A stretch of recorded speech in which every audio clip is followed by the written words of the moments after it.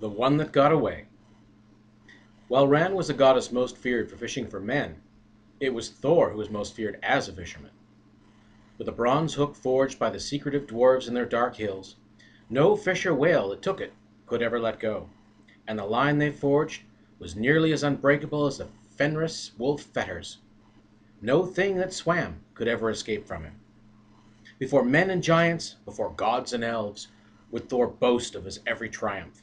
With his hook in one hand and mead horn in the other, he raised his voice to shout in victory over a mighty whale that sought to flee his grasp. Thor boasted thus: "No thing that swims in the seas or oceans can escape me. No beast can take bait of mine but that I catch it." Hymir, a giant king to Angerboda, had blood feud with the Aesir, and saw a way to use Thor's boast to humble him, and to win his fearsome hammer, Mjolnir, the giant slayer. Hymir thought to trap Thor with a boast, and forced the wager on him. "Mighty are you indeed, Thor, but I know a deep swimmer you could not hope to best, that your mighty hook and boasting strength could not equal. Would you wager that I can guide you to such prey as even mighty Thor must yield to?"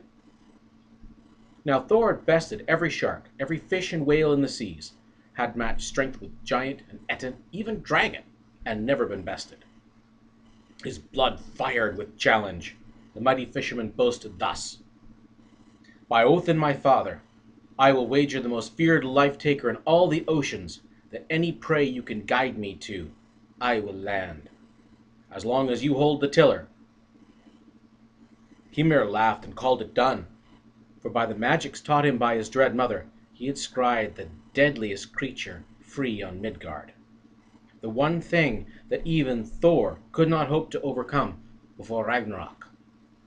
With this trick, he would win from Thor the bane of the giants, the hammer Mjolnir. As Thor approached Hymir's giant longship, the Jotun laughed at the cod tossed over Thor's shoulder. "Such puny bait will not work this day. You need something bigger, little Thor," laughed the giant. Thor was not amused, and swiftly struck with his hammer, knocking the head off one of the giant's own huge auroch bulls. Easily the size of a grown man, the head was casually picked up by Thor and tossed into the waiting ship. "Then I will give him beef," said Thor. Thor looked upon the giant ship. It had 12 huge oars, and a square sail set on a mast he could just span with his own broad arms. She was high-prowed, with long, thick strakes like the ribs of a sleeping dragon. Thor was well pleased with this ship.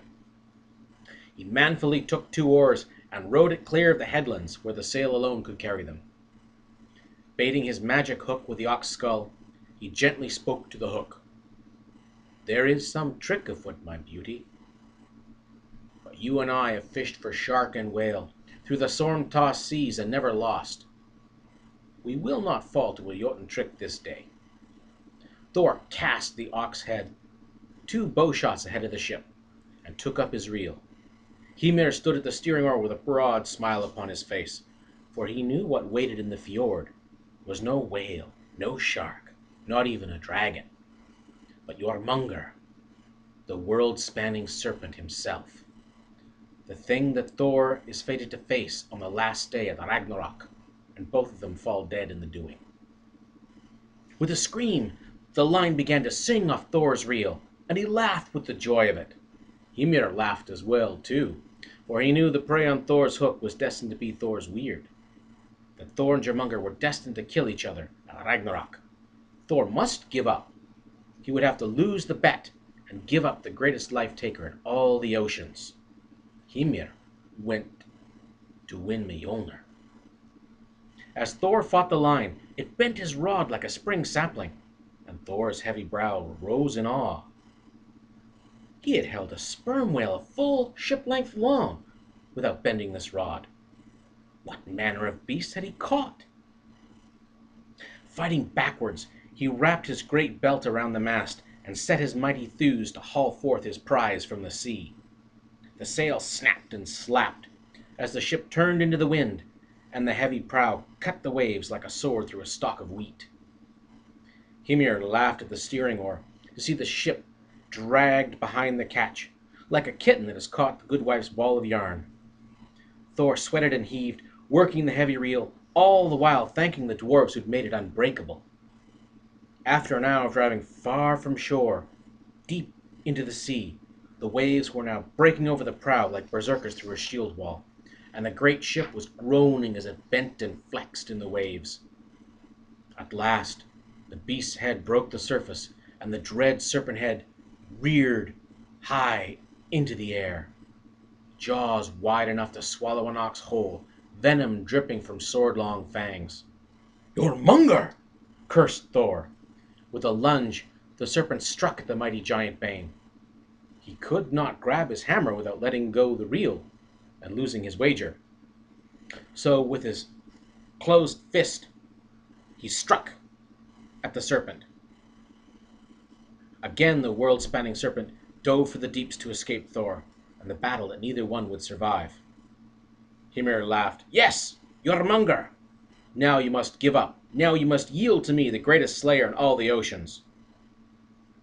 No mighty thinker was Thor, but no oathbreaker either. He could not yield to Hymir, but how was he to land Jormungr and live? No man or god could shy from their weird, and the Raven Lord's son was not one to try. With a shrug, he noted the line was playing out fast, and with a will, he set to dragging it back. Win or lose, live or die, no thing that swam escaped once it had taken Thor's hook. The seas were whipped white, and the ship groaned and flexed through the waves as a stout shield before axe and spear.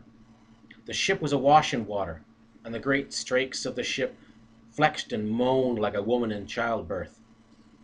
As the great waves would break upon mighty Thor, he would shout, "Ha!"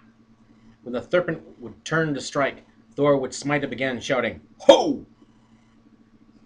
On and on they went. All the while Hymir shouted for Thor to surrender. The mighty ship began to break apart under the pounding, but the red beard, the serpent bane, just fought on and laughed.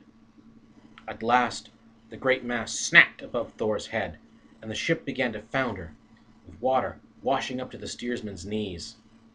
His courage broken, the clever Jotun cried to Thor, "Cut the line! Cut the line, or we will all die!"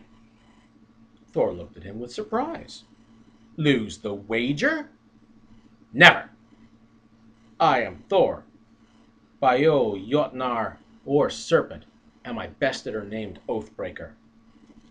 Hymir broke completely, seeing the serpent turn to strike at Thor once more, to be struck away, and being struck away, take off the very prow of the ship, smashed to broken flinders. Thor would die before he yielded an inch. Jormungr would kill them all rather than give up. His courage washed away by the storm-tossed seas, his will broken by Thor's mad laughter and the rage of the serpent, the mighty giant surrendered at last. "I release you from the wager! I give up! Cut the line, mighty Thor, I beg you! I will tell the 9 worlds that you would never have yielded first," Hymir shouted.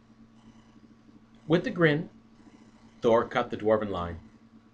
Chuckling sadly as he watched Jormungr drive desperately for the deeps, Thor began to laugh as he bailed out the sinking ship. "How can I not praise your generosity, good Hymir?" laughed Thor. "How am I generous?" asked Hymir. "So generous that you would not only yield the wager to me, but the stakes to your cousin Jormungr. Once I cut the line, it was the serpent who took your prize away. The fish hook forged for me by the dwarves, the most feared life-taker in all the 9 oceans." As the serpent drove for the ocean depths, and Thor began to row for shore, the clever Hymir wept that not only had Thor bested him in courage, but outwitted him as well. Rather than humbling Thor to win Mjolnir the hammer, he had nearly died for a fish hook.